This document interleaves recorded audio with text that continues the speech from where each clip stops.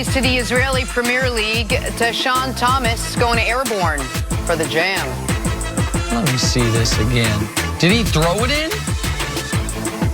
Oh, no. Oh, he got all the way there. And why are you trying to, even in Israel, they're trying to take these weak charges? Come on. That is... Someone stop the ball. I don't care where you're at in the world. Basketball, the guy dribbling, somebody get in front of him.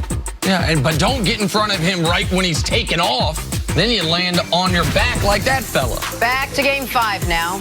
So the Warriors were able to rally for a win to stay alive in the NBA Finals. The series now shifts back to Oracle for Game 6 Thursday night. The NBA didn't think we'd be shifting back to Oracle. According to reports, when the Raptors were leading with 3 minutes to go, the trophy was getting set to be wheeled out, only to be wheeled back in. Nick, how did the Raptors respond after coming so close to winning the title? Well, that is the defining question of Game 6. Because through 5 games, Toronto has flatly been better. What's the biggest? The Warriors won Game 2 because for 5 minutes they played almost perfect basketball, and the Raptors could not hit a shot in that 18-0 run to start the third quarter. The Warriors won Game number 5. Why? Well, you could argue because in the 12 minutes Kevin Durant played, they were +6.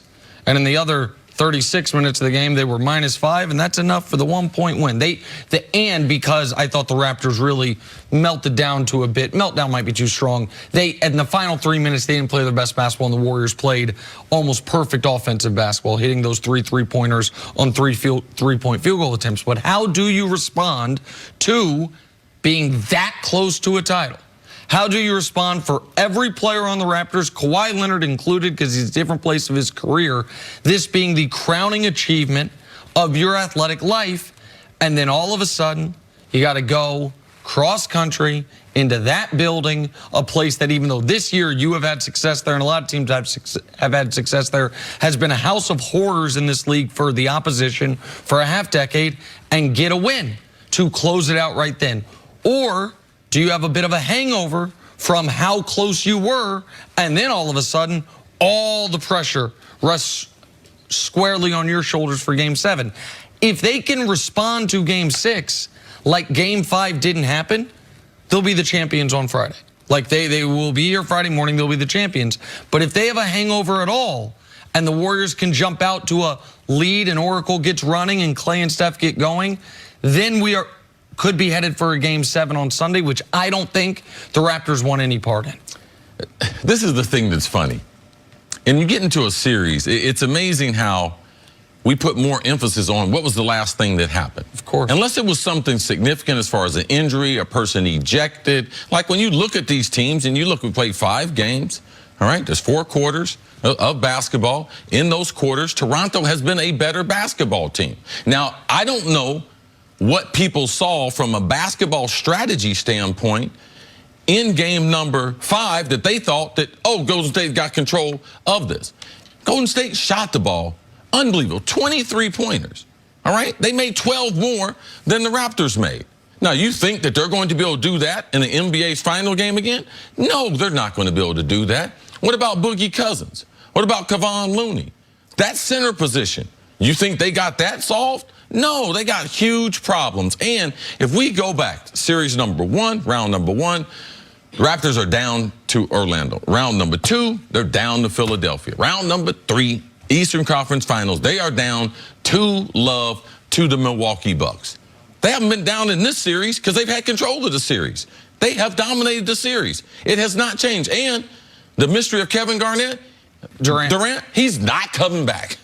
All right, so I think that the Warriors have more to respond to than the Raptors. Because you know what the Raptors have? A security blanket. We can have Game 7 back in our place. That's the luxury that we have.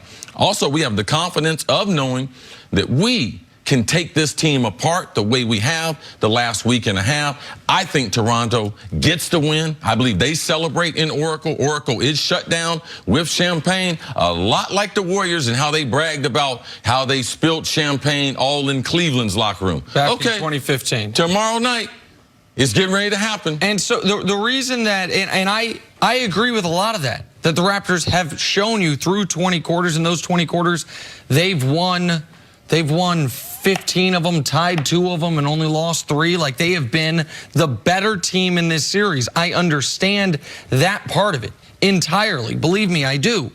That's why the biggest concern is how much of an emotional gut punch is those final 3 minutes.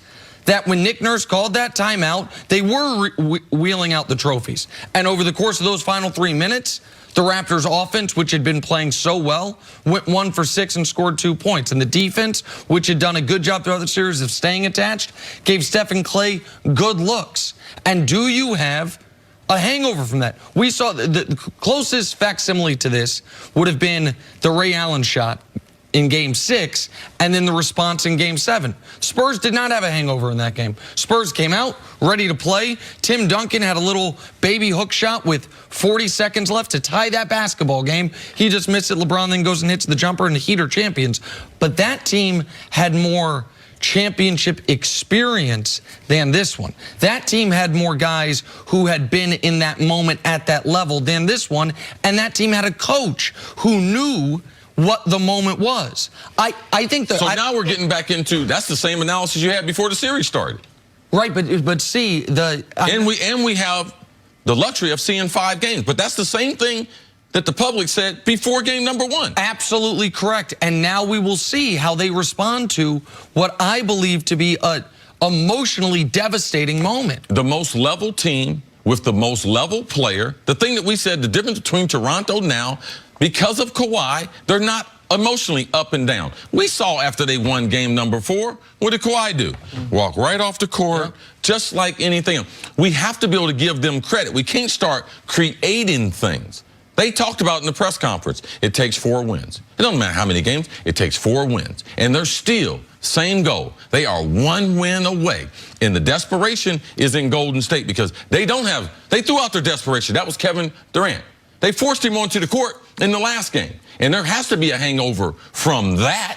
You think the fans in Oracle, they don't feel that? Kevin Durant not anywhere in the building. Kevin Durant might be in New York when the game is being played. I believe that we need to watch for as far as a hangover effect. All right, take a break. Coming up, speaking of Kevin Durant, what will the Knicks do now that KD is injured? That's next on First Things First.